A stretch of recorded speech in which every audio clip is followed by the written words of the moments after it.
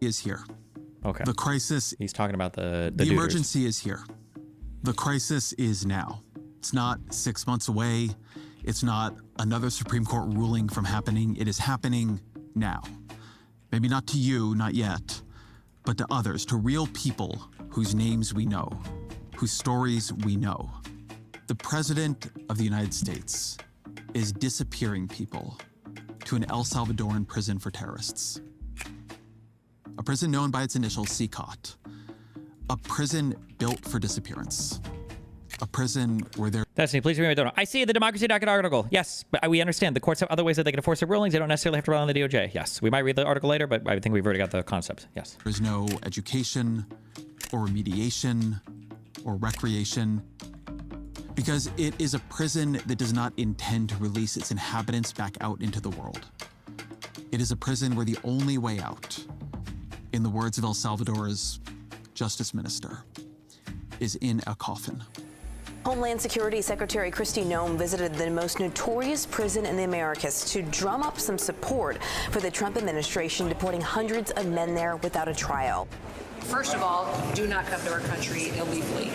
You will be removed and you will be prosecuted. But know that this facility is one of the tools in our toolkit that we will use if you commit crimes against the American people. On Monday, President Trump said in the Oval Office, in front of the eye of the cameras, sitting next to El Salvador's president, President Bukele. If you could depose any member of the current admin or pundit, who would you pick? When you say depose, do you mean like get rid of them, like in the colloquial sense, or do you mean depose like do a deposition?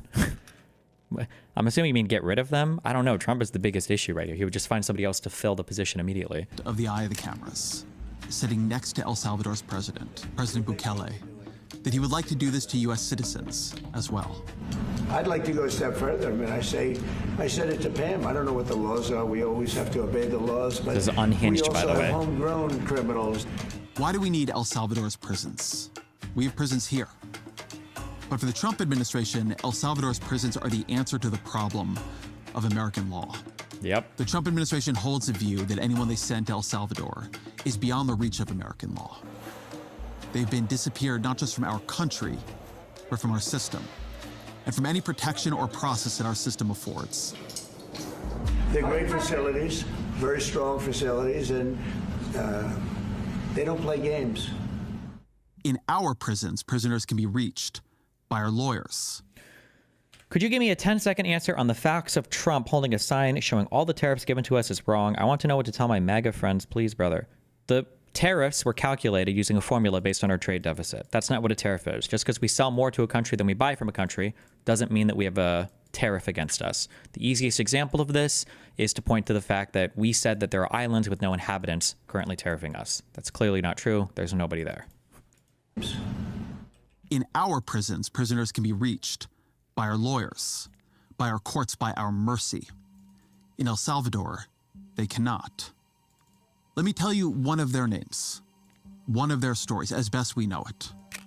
Kilmar Armando Abrego Garcia is from El Salvador. His mother, Cecilia, ran a pupuseria in San Salvador. A local gang, Barrio 18, began extorting the business, demanding monthly and then weekly payments.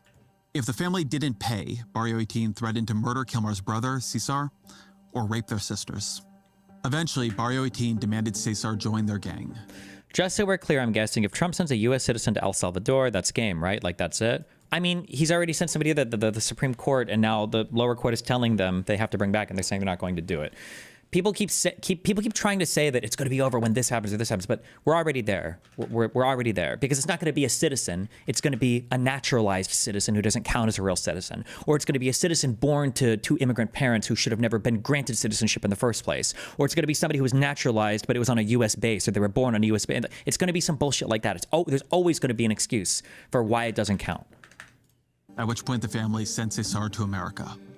Then Barrio 18 demanded the same of Kilmar. And Kilmar, at age 16, was sent to America too.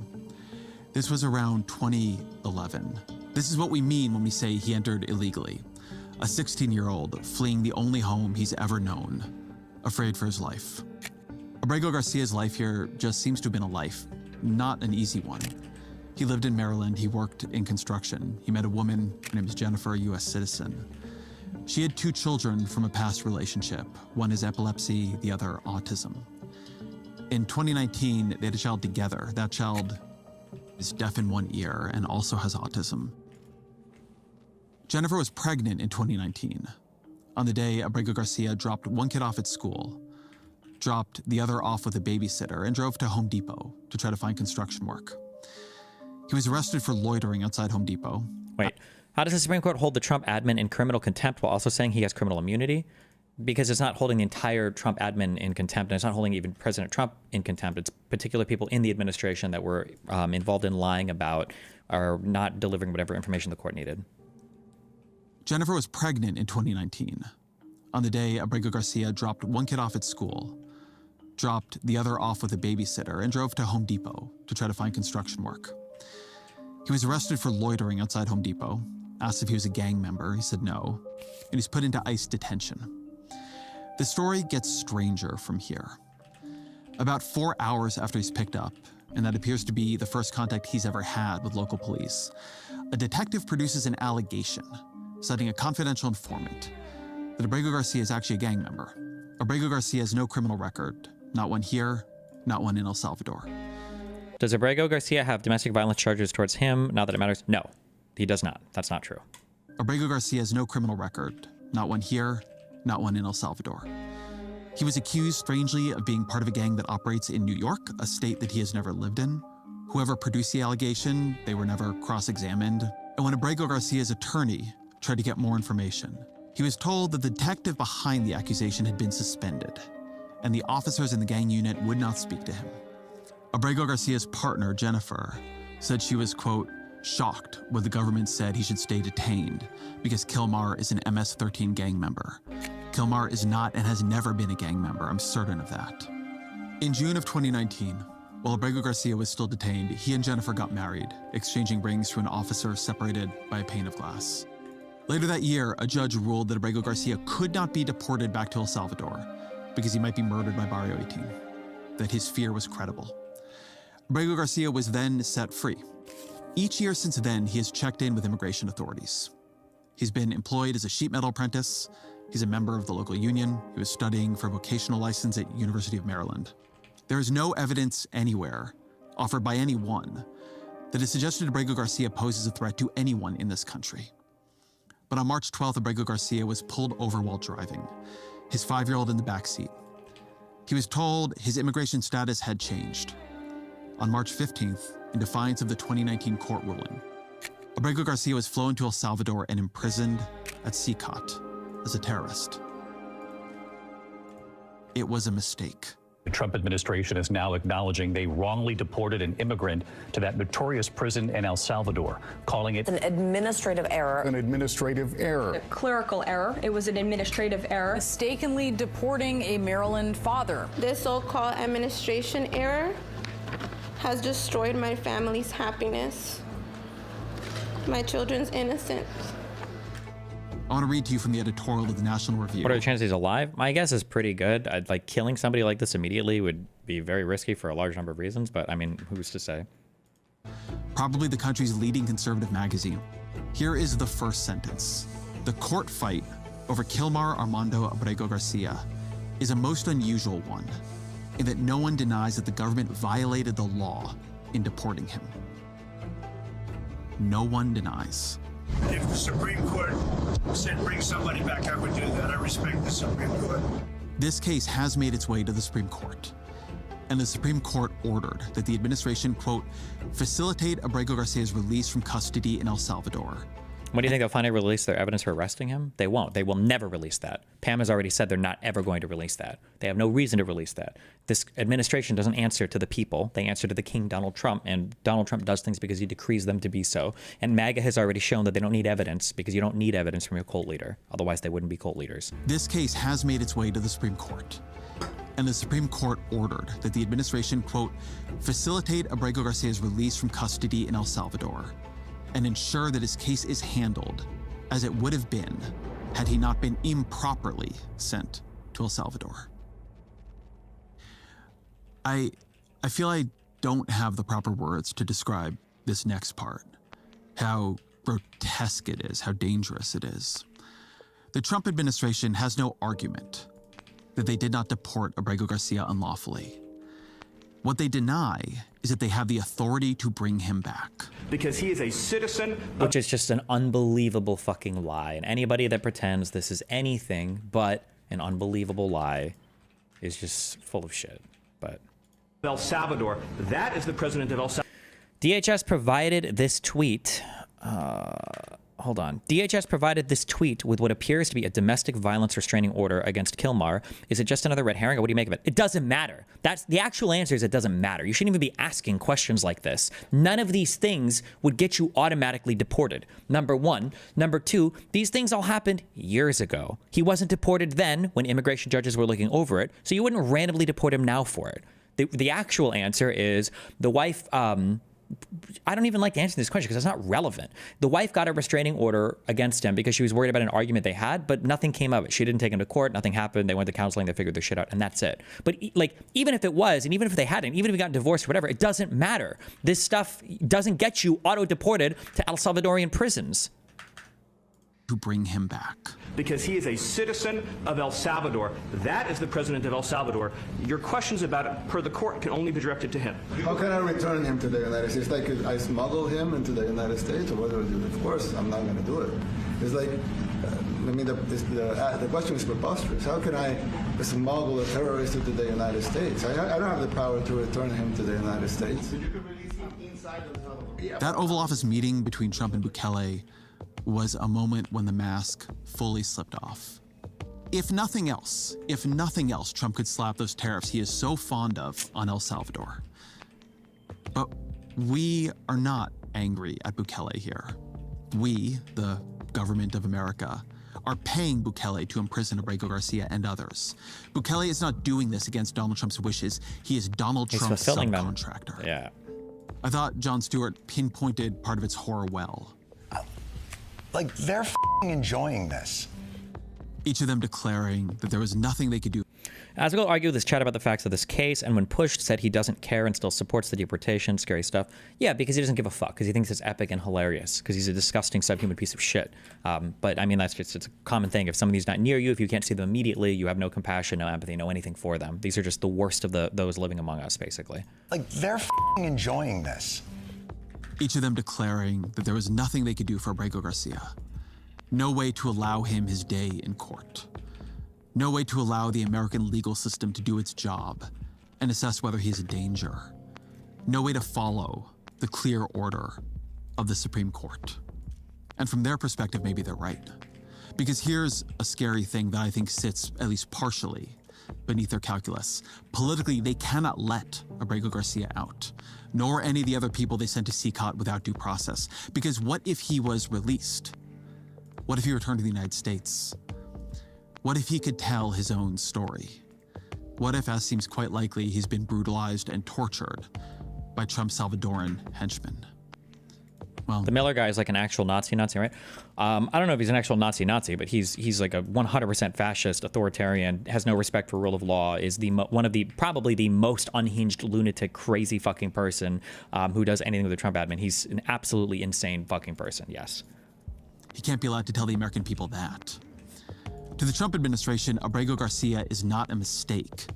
He's a liability, and he's a test. A test of their power to do this to anyone. A test of whether the loophole they believe they have found. A loophole where if they can just get you on a plane, then they can hustle you beyond our laws and leave you in the grips of the kind of gulags they wish that they had here. Does that include potentially U.S. citizens, fully naturalized American? They're not ashamed of this. They're not denying their desire to do it to more people. Yeah, that includes them. What, do you think there's a special category of person? They're as bad as anybody that comes in. We have bad ones, too. And I'm all for it. Because we can do things with the president for less money and have great security. We are not even 100 days into this administration, and we are already faced with this level of horror. And I can feel the desire to look away from it, even in me. What all this demands is too inconvenient, too disruptive. But Trump has said it all plainly and publicly. He intends to send those he hates to foreign prisons beyond the reach of U.S. law. He does not care. He will not even seek to discover if those he is sending into these foreign hells are guilty of what he claims, because this is not about their guilt, it is about his power. This is how dictatorships work. Trump has always been clear about who he is and the kind of power he wants, and now he's using that power. And everyone around him is defending his right to wield that power. The foreign policy of the United States is conducted by the President of the United States, not by a court. And no court in the United States has a right to conduct the... I mean, didn't Stephen Miller already get exposed as a white nationalist? Who cares? It doesn't matter. In my chat, okay, what we're doing for this administration is we don't talk about boring, stupid shit like white nationalism and racism and white superiority. That's not the issue. The issue needs to be about the defense of democracy. That's what has to be spoken about here. Not this obsession over race or whatever other bullshit that lefties or progressives like to hijack the topics on. It needs to be about the destruction of our democratic rule of law. That's the important thing here. Is Stephen Miller a white nationalist? He might be. Shit I've seen makes me think he probably could be. If I had to bet, I'd say over 51%, he probably is, but that's not relevant. The relevant part is the fact that they are actively destroying every aspect of our democracy. Like, foreign policy of the United States. It's that simple. End of story. The Supreme Court said exactly what Marco said, that no court has the authority to compel the foreign policy function of the United States. That's up to El Salvador if they want to return him. That's not up to us. Mr. President, you wanted people to know that there was consequences if you break our laws and harm our people and endanger families. And this is a clear consequence for the worst of the worst, that we have somewhere to put them. If President Donald Trump decides that you are to rot in a foreign prison, then that is his right. And you have no rights. And if he is capable of that, if he wants that, then what else is he capable of? What else does he want? And if the people who serve him are willing to give him that, to defend his right to do that, what else will they give him? What else will they defend? Anything. This is the emergency. Like it or not, it's here.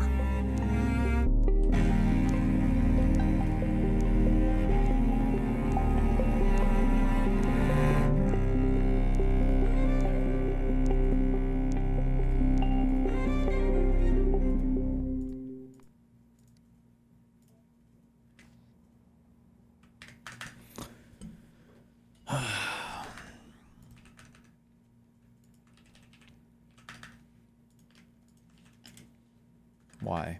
That's not slop. What's he slopping Donald over? Trump lost the election and then did a an unsuccessful insurrection, but then won the election after doing that insurrection and literally pardoned all the people that did the insurrection. Like, I'm not libbed up to constantly talk about January 6th and say this is like the 9/11 of our time. I don't think that's the case, but like, let's be real, dude. This is not normal. What are you saying? This is, in some ways, the expected outcome of years and years of American civil liberties decaying in the aftermath of 9/11. This is the expected outcome of numerous Democratic leaderships not reversing the decisions that Republican leaderships engage in, Republican administrations engage in terms of accelerating the surveillance apparatus, the mechanisms of surveillance of the state, in terms of eroding civil liberties, going from black bagging, random Muslim people in Dearborn and putting them under constant surveillance, to blackbacking random people that we think are brown and scary, or blackbacking. The real issue is never defending the system or never defending democracy. Remember when Republicans thought government intervention in the economy of any kind was communism? Wouldn't that make Trump the most egregious communist president in history? They never cared about that shit. They never cared, okay?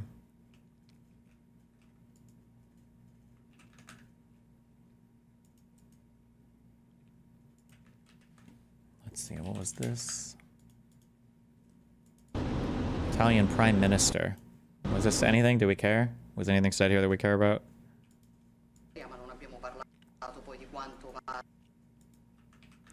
Aumentata questa percentuale, anche se siamo ovviamente consapevoli che insomma, il tema della difesa sia un tema particolarmente importante di questo tempo. Per quello che riguarda la guerra in Ucraina, lei sa come la penso che ci sia chiaramente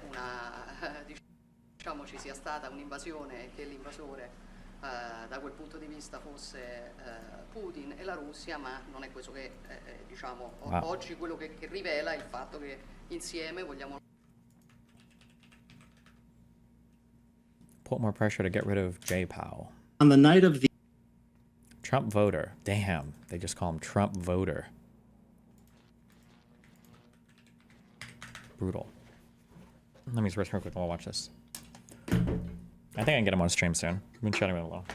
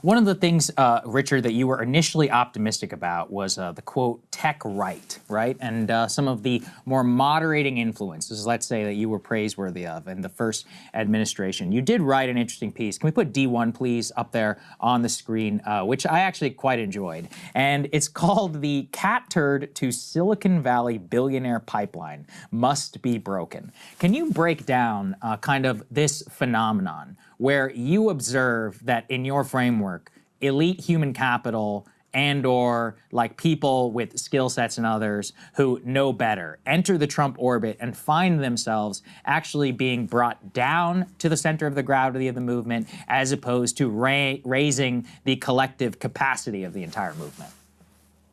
So a few years ago, I wrote an article called Understanding the Tech Right, and I was the first person that I've seen use the phrase tech right. And this was at the beginning when people like Mark Andreessen and Elon Musk were really starting to take a public role as kind of more Republican-leaning figures. And I was optimistic at the time because, look, these were obviously smart, accomplished people. They've done a lot of things in their lives. I thought there was a human capital on the right. There's been a fleeing from the Republican Party in the Trump era of people who are college educated and people who are informed and connected to reality, frankly.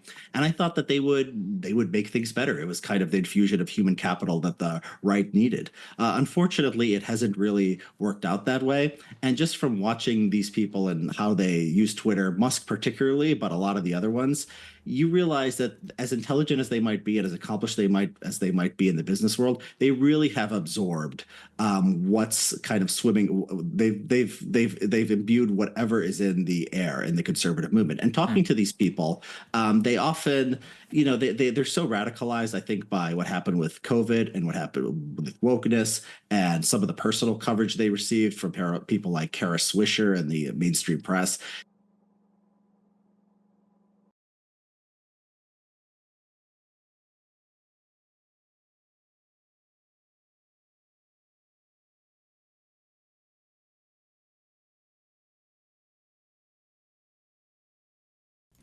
Sorry. Fuck this.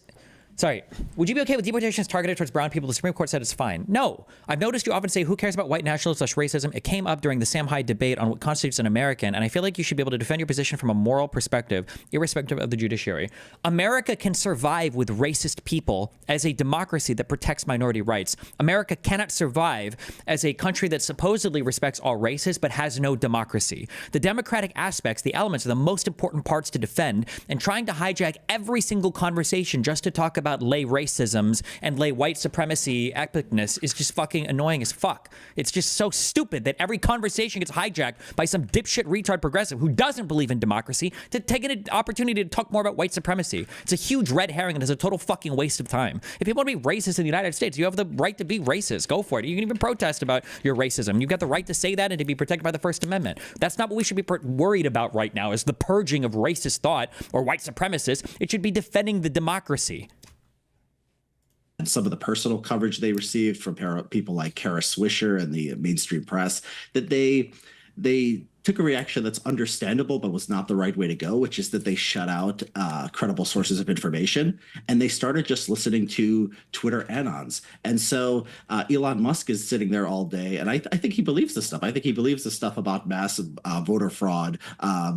God, I hate in these interviews, Sagar is like never combative, even though he sits here. Sagar believes probably in the massive voter fraud, all this retarded shit. I think the election about without voter ID, our civilization is destroyed, and they're shipping in illegals to win elections, because this is what everyone around them and everyone who they trust at this point believes. The problem is the right as a whole, as smart as any individual is, none of us. You think billionaires are begging for higher taxes if it means greater stability and predictability? Probably. Aren't there a lot of billionaires that are public about like the stupid taxation rates in the United States? I don't know. Go find polling data what most of them think.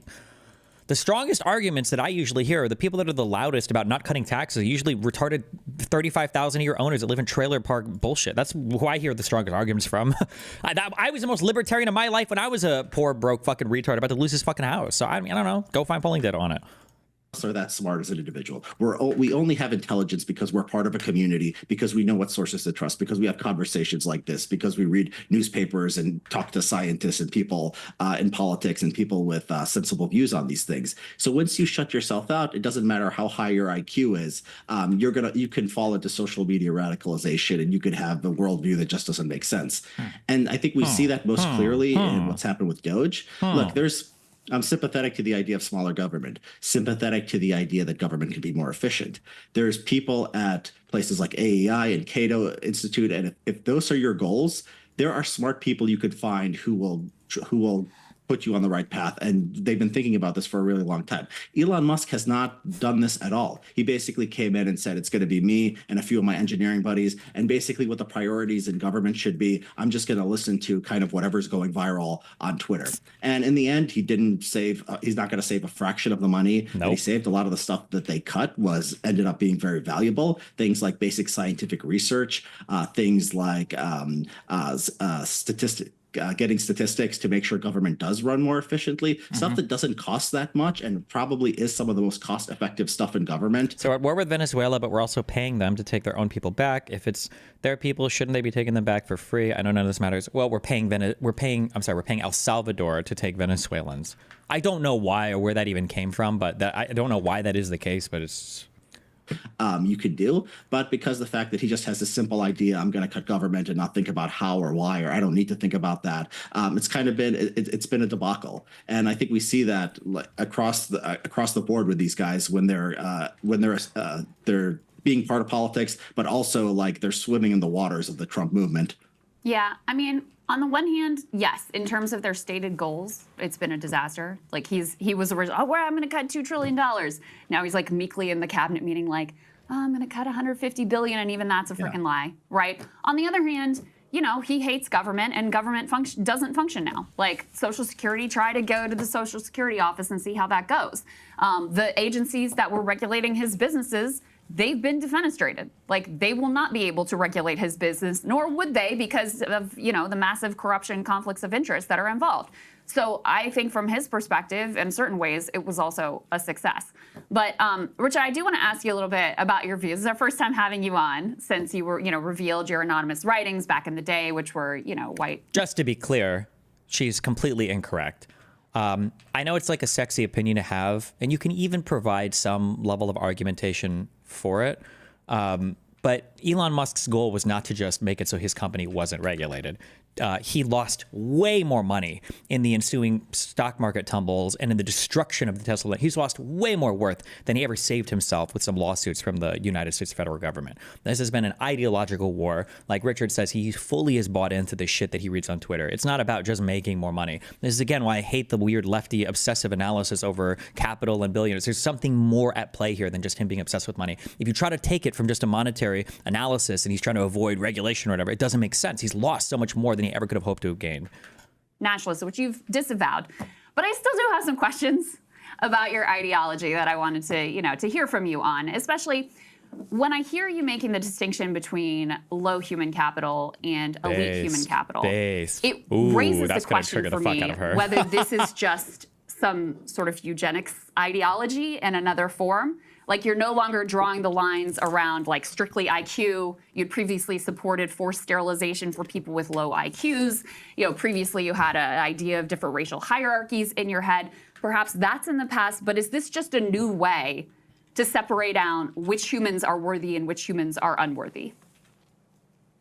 So I will say that I did write some things that were very bad. I didn't straightforwardly advocating sterilizing people with low IQ. I said, here's an argument for it. Now I won't litigate it because it was all bad, and I just want to forget that stuff ever happened. Okay, you said sterilization of the unfit is the only way to stop the decline of the West. No, but it was a longer thing. Like, if you believe X, Y, Z. Anyways, whatever. Okay. It was terrible stuff. Everything I believed in 2011 is bad, regardless. But yeah, as far as the human capital stuff, look, there is. When I write about these things like the base ritual and I write about where the right has gone, I see myself from 12 years ago when I was an anonymous basement dweller writing these racist screeds. I've seen that person become the Republican Party. And I've kind of, if I'd stayed that person, maybe I would be in the administration at this point. But I changed, and I think it's horrifying. And I think I have some kind of insights into kind of what's going on here. And so the idea that human capital is kind of a variation of that, I'm not going to say that I'm not going to go in the other direction and say there's no such thing as intelligence. There is no such thing as. Just to clarify. Sure. Human beings have differences, right? It's fine to note those differences. Like, I have no problem with that. Where I have a problem is when you interpret those differences as meaning that different human beings get different rights. Is that what we're saying when we say low human capital? I don't know. Well, the reality is there's no way to talk about this because people on lefties will always lose their shit over this. You have to be able to talk about when there's a group of people that are fucking retards. I'm sorry, I don't know what the polite way of saying it is, but the Republican Party has literally wrapped themselves in a blanket of retardation, and there needs to be a way to refer to that.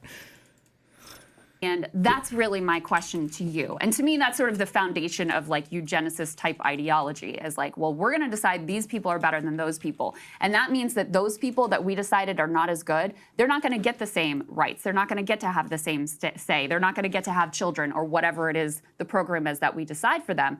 And, I think that type of ideology is very much how you end up, for example, cheering the, deportation to a slave labor camp. I 100% disagree with this. I don't agree with this. And maybe there's something in history that I just haven't seen.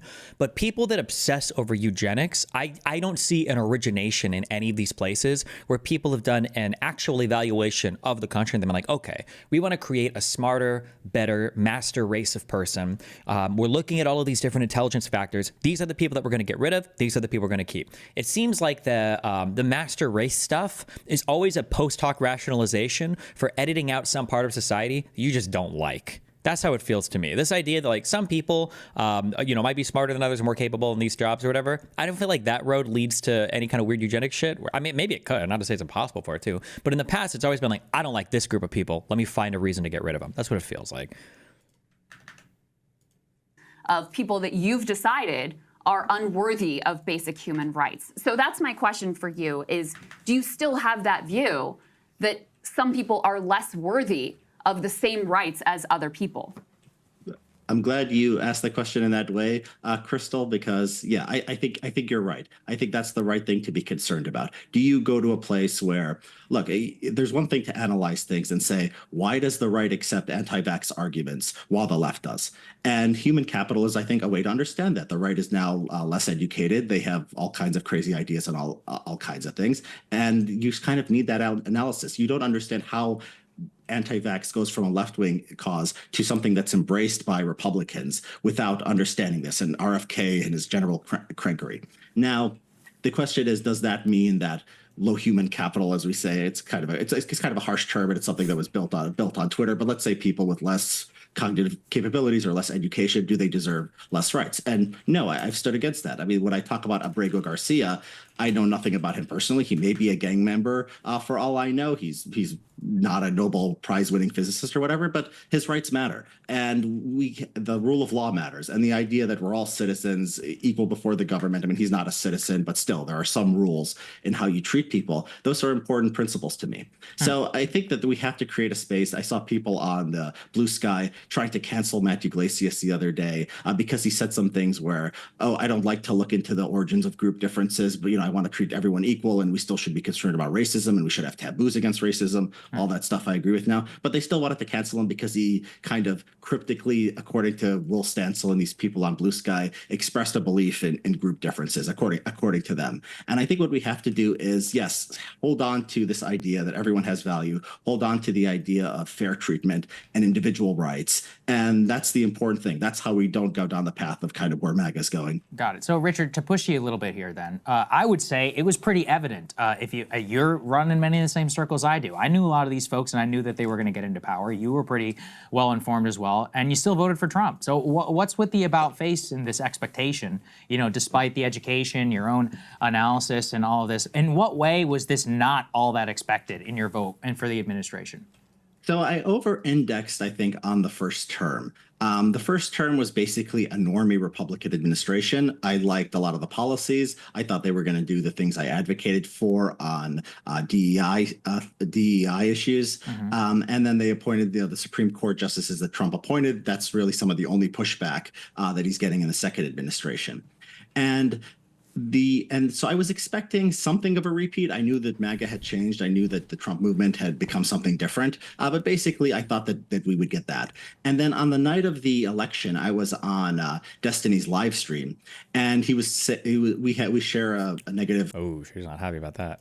View of RFK for his vaccine stance and basically everything else that he believes. And he said something along the lines of RFK will be HHS secretary. And I said, no, RFK will not be HHS secretary. I actually put some money on it. I put my money where my mouth was. And I said, if he does, I might have said something as explicit as I will have made a mistake. And RFK does get appointed as HHS secretary. People around me are telling me these things, and we talk about kind of social circles. And everyone I talk to kind of thinks like I do, and so they're telling me, don't worry about RFK. They're going to put people around him. Peter Thiel, these bioaccelerationists, they're going to be his deputies, and they're going to box him in. No, he's going after vaccines. He's doing everything that we thought. And I eventually stopped listening to these people. And and then you had the tariff thing. Now, look, I'm in good company as far as the market goes. I mean, I believe in the wisdom of the market. All else equal, it's a good way to go. And people did not think the tariffs would be this bad. Did you win money off him? I don't remember. In spirit, I did at least.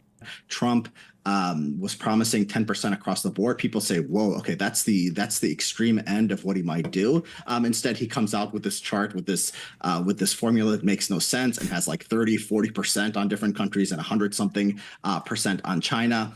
And so I was expecting Republicans to push back a little. There was a little talk that they might not confirm RFK. There was talk that Bill Cassidy would vote against him, but they all kind of folded in line. And so, look, I misjudged this. I underestimated just kind of how much of a cult of personality it had become. Cult. And I don't know where this. No, I do know where the phrase cult of personality comes from. It's like kind of a lighthearted way, I think, of referring to somebody who's like very charismatic. Trump is not a cult of personality, though, and I don't think people should refer to him as such. Trump is just a cult. It's just a cult. That's it. Just full stop. It's a cult.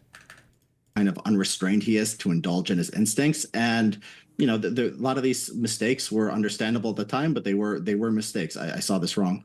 What about the authoritarianism? Because I mean, we all lived through January 6th.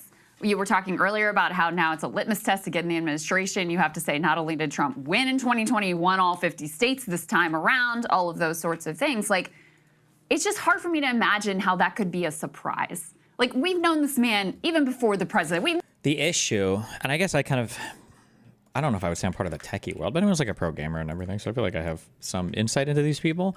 The issue is people dramatically overestimated their understanding of politics because they understood other things like tech. And I think similar, and I've made this mistake. You think that like smart people are just smart people, like full stop. If somebody's smart, they're smart, and that's it. So if you have like a bunch of crypto dudes running the Trump admin, I mean, we're probably going to be A-okay because Trump, or because like crypto people are techie people, and techie people just tend to be smarter than non-techie people, right? It's like this like tech elitism kind of.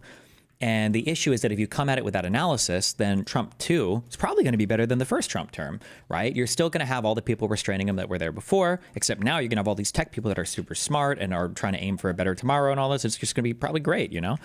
But the issue is that's completely devoid of any political analysis and political understanding of like, well, hold on. If we look at this politically, well, what did Trump do in Trump 1? What did he want to do? What was he not able to do? Is he going to be able to remove those road stops? If you don't have a political analysis or the capability of doing a political analysis, and instead you're only capable of doing an analysis that revolves around you liking tech people, then you have no frame of reference for understanding why Trump 2 was going to be the way it was. You just have no tools to even begin to understand that, because none of it would make sense, at least in the beginning, and well, at all. You have to go back and redo your analysis, because there's no world where the really smart tech guys would allow some dude to destroy the entire economy, because they're really smart, right? So they should know everything, or at least enough about like politics. Also, because remember, you know, what are politics? You know, poly means many and ticks are bloodsuckers, and all of politics is just lazy politicians, and all politicians do is they just get bribes all day, and they're evil and they're slackers, and they do not, like, that's what everything most politics is, and that's why people repeat the story themselves over and over again. So it's like, okay, well, tech bros get in here, like these guys are part of private industry, right? They're not like the government that's sloppy and inefficient. That's another truism, right? The government's always inefficient. There's always tons of waste, fraud, abuse. So of course, getting these guys into government to run shit, it's going to be way better than the horse shit that we had before. These are all things that are just like commonly repeated and accepted that people believe is true. But then obviously when the when the rubber meets the road, now people are finally saying like, oh shit, maybe politics is like a skill, and there's a skill to governing, and it's not just the guy who has the biggest tech company can also run the entire fucking world, you know? I've known him for years. He lies. Oh, sorry. Hi. About everything. This, you know, deep like racial and IQ view of the world has always been embedded in him. When he was like up, you know, when he was backed into a corner after he of the world. This, you know, deep for the president. We've known him for years. He lies about everything. This, you know, deep like racial and IQ view of the world has always been embedded in him. When he was like up, you know, when he was backed into a corner after he did lose in 2020, then his most like, this is what I mean. Like, this is like this is like the white supremacist, like racist, like all this bullshit. Like, this is not, you're missing so much to just have this like white supremacist argument for why Donald Trump is the way that he is, I think. Authoritarian instincts come out. We knew in the interim, and you were a contributor to Project 2025, so you were directly involved in some of the planning that was done to make sure that all of the guardrails that were in place last time were completely stripped away. We knew the Supreme Court had also given him this sort of like blanket immunity. So what about on that piece? Like, did you have any concerns going in about the likely suppression of free speech and authoritarian tactics and authoritarian tendencies that, you know, even I have to admit, have gone even beyond what I expected? And I was pretty alarmist, I think the record will show, going into this administration. Yeah, I've always taken January 6th seriously, and I've always taken the idea seriously that Trump did try to overturn the election in 2020. And I said he should have been in jail for it. I mean, I basically was the only person who probably endorsed Trump and thought he should have been in jail. At the same time, I can look back and say, well, it was a one-time thing. He can't run again. I was actually afraid he loses. He's going to be the Republican nominee every year for the rest of our lives. And well, he's still, you know, Steve Bannon is going out there saying he's going to run for a third term. So maybe that didn't even take care of it. But yeah, you're absolutely, you're absolutely right. I mean, I think that, look, there's a lot of things that were totalitarian about the left, a lot of the speech restrictions, a lot of the COVID stuff. I think we still haven't had a full reckoning for what they were doing at the state level. And here in California, they were masking students, high school students outside for 3 years into 2022. I mean, it was really there was a kind of leftist authoritarianism too that's worth worrying about. Sure. But I agree with you that Trump is kind of just in his personal sort of disregard for any kind of concern with truth or constitutional norms. And so, yeah, it's something that's concerning. Look, like you said, we didn't think it was this bad. I don't think anyone said before the election that they're going to kick out foreign students for writing op-eds criticizing Israel. I mean, I have like to the say, like, Yeah, he no, was he using kind of said Palestinian that. as a Yeah, slur. He was said it. saying that they were He said he was going to deport foreign students. He did. Oh, yeah. I mean, that's where that piece actually doesn't surprise me at all. I agree. Because he did advertise that he was ultimately going to do that. And I agree. You know, I was a critic from the left of like the excesses of wokeism and the authoritarian tendencies with regard to that. And, you know, I think mistakes were made in COVID as well, even though I think, especially at the beginning, many of those mistakes were well-meaning and we didn't know what the deal was going to be with kids and schools and whatever. And the school closures were probably the biggest mistake that were made. People are being kidnapped off the street by masked officers of the state for writing op-eds. Like, there's just no equivalent under a Democratic administration. I know this is going to sound bad, but do you disagree that the average software developer is significantly smarter than the average population? Also, the tech bros are usually not developers. The average software developer is probably smarter than an average person. I would agree, but I would go with the 85 IQ farmer if I was on a farm and needed to survive for 2 weeks versus the most talented coders, you know, that we could find on the West Coast. The reality is things like politics, we've all told ourselves collectively, the left and the right, and this is why I say we should focus on defending democracy and the system more, we've all told ourselves that politics is a joke, politicians are a joke, it's all a big retarded game, it's just lobbyists and billionaires and special interests and donor class, and all of it is a joke, and everybody's trying to take your rights, but it's not. It's a well-structured machine that is apparently even more efficient than we thought, I guess if Doge's failures are anything to go off of, and there is a skill to keeping everything running the way that it has been. And it's if you want to engage with that system, then you owe it to the system and everybody affected by it to do research into how to run that system. In my opinion, to what we're seeing unfold under Trumpism 2.0. Yeah, and I don't disagree with you at all. I think that, you know, my thinking, I'm trying to get back into my mind before the election. No, I appreciate that.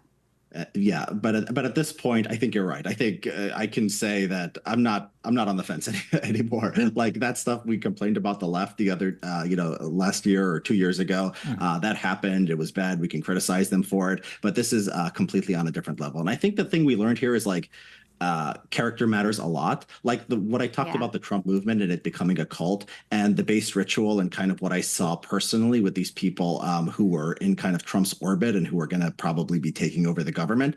I should have taken that more seriously. I was just thinking kind of at a level of, okay, there's the Republican coalition, there's voters, there's the market checking him. There is kind of the Republican establishment, there are courts and so forth. I should have been thinking like, what kind of people are going to be staffing the government? And it's not just Trump, it's the fact that they're all Trumpists and true believing Trumpists at this point. And that was the mistake. I think these ideas that like, it's funny because conservatives, they have this thing about, virtue and leaders and how we've had a decline in morality. And it's not just, Chris Rufo was tweeting this the other day and I got an exchange with him. It's not just about IQ. Isn't your argument about politics as a skill really just an argument for the career politician Pierre Poilievre versus the smart guy non-politician Mark Carney here in Canada? Well, you can learn the skill of politics. You just have to be somebody that respects it. And for whatever reason, most tech bros have no respect for politics. That's the issue. Non-political people can. I'm not a politics person, right? I've said for a long time, especially. I'm not a politics person technically, but I respect politicking as a skill, and like I feel like I've put in the time to learn stuff around it. Same thing with like legal stuff, right? Like I'm not a legal person, but I don't just say like, like Dave Smith, like, oh, well, let's ignore all the whatever arguments and let's do the moral legal arguments, right? And not put any time or effort into actually understanding, what it is we're talking about. If you're willing to put the time in, or you're willing to put the effort in, or you're willing to show a respect for the particular thing that you're talking about, then I think anybody can. In that case, I would say anybody is capable of getting into it. The tech bros are all capable of learning political skill. They just choose not to because they're arrogant, I guess. I don't know. You might say there's elite human capital, but there's wisdom and there's all. I'm like, but Donald Trump. Like, it's just like, but Donald Trump. That's like the only thing you could say to that. And it's kind of insane. There are arguments about character and like, civility and the need to pay attention to our inheritance and norms. All that stuff was right. They just became part of a cult of like the man who is the antithesis of all of that. So it's a kind of remarkable dynamic. Yeah, so let's return to Elon.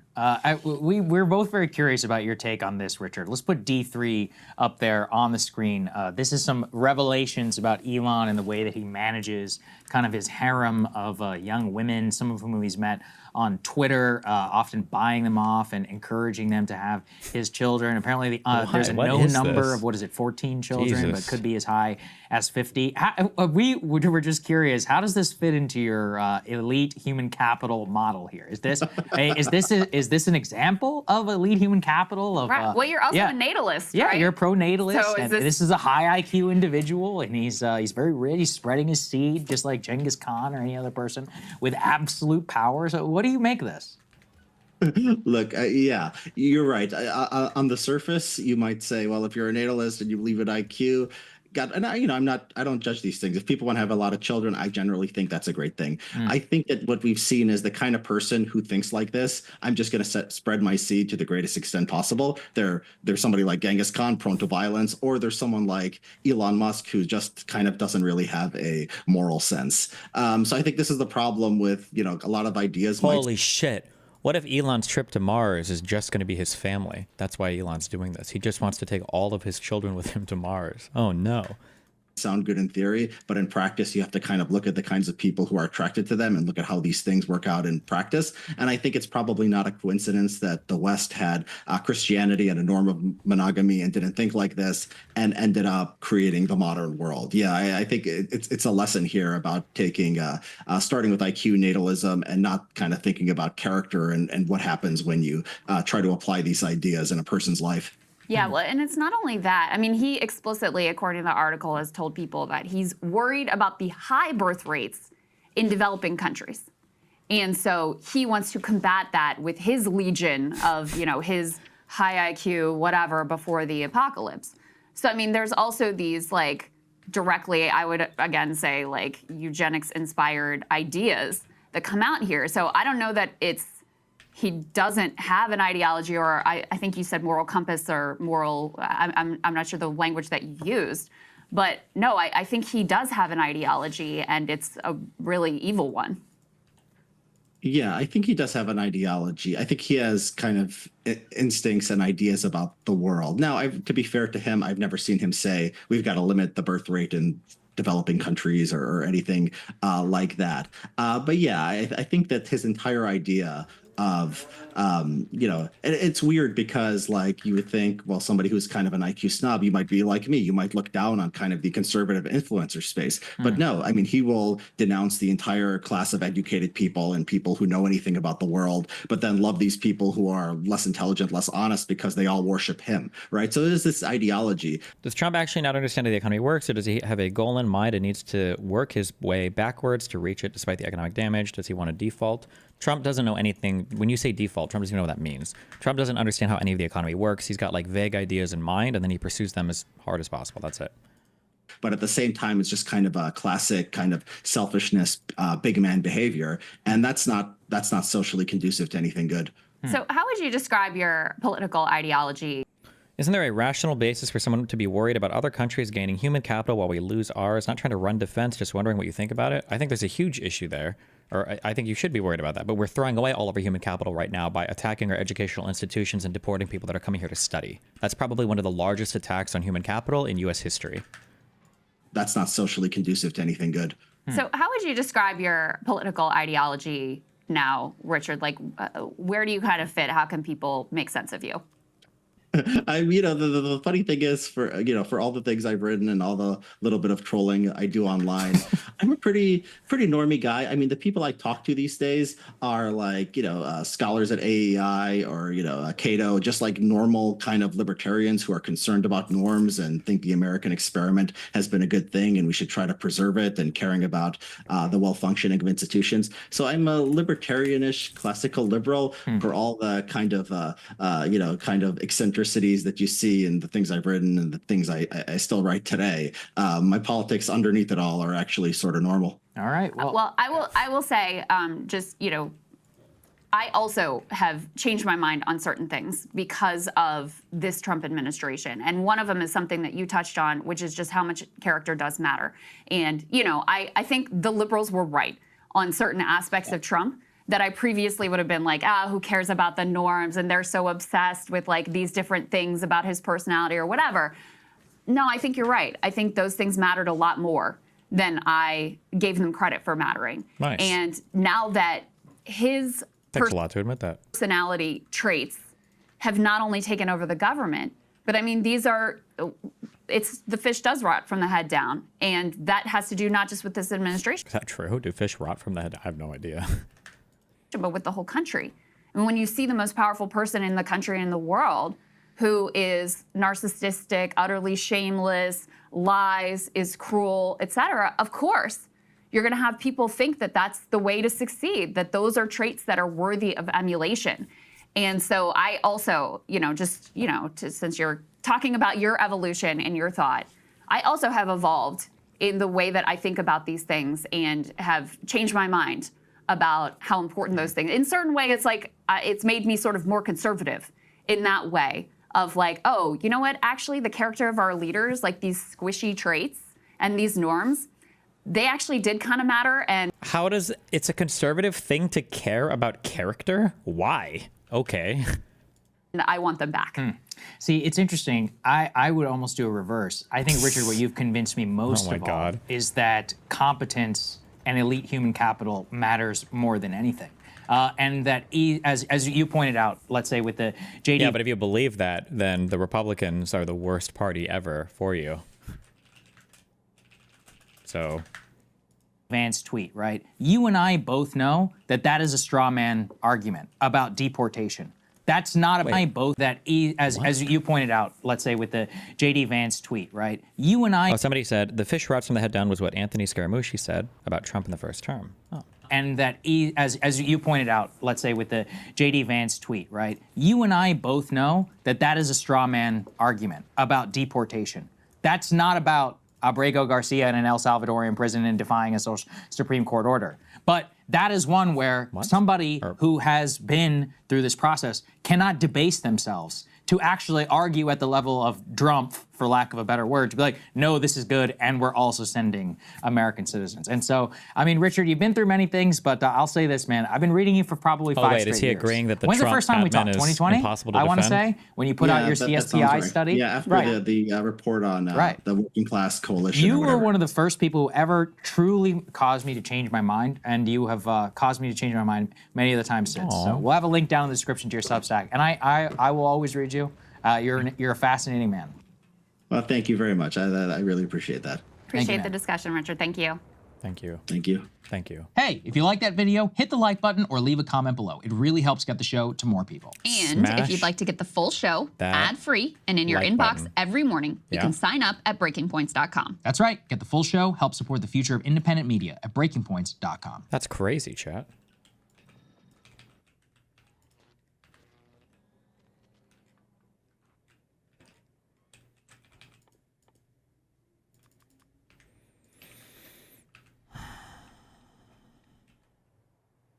Keemstar allegedly solicited nudes from his former employee while she was drunk. Was she employed at the time, or was she what? Solicited nudes while they were drunk? Were they 12 or? Keem had, one of the things was Keem had asked me to put on a blonde wig and get naked for him. He was kind of pushy about it. Again, I'll play that in a second. yeah, he asked me to put on a blonde wig and get naked for him. He then proceeded to tell me that I looked like a mermaid. And again, totally my fault. I was drunk and under the influence. I did not think about what was going on. I like how she says totally my fault, and then let me give you 2 reasons why it wasn't my fault. Is because I was drunk and under the influence. Does that mean that was she crossfaded, or was she doing multiple drugs, or is she just using under the influence and drunk both for the same thing, or?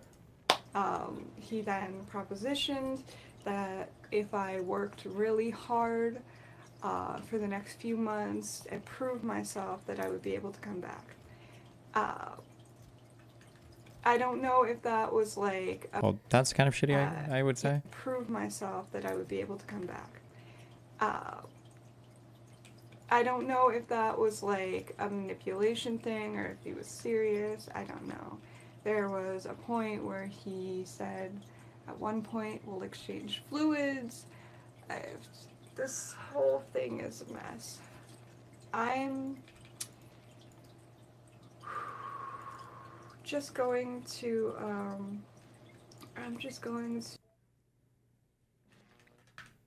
Okay.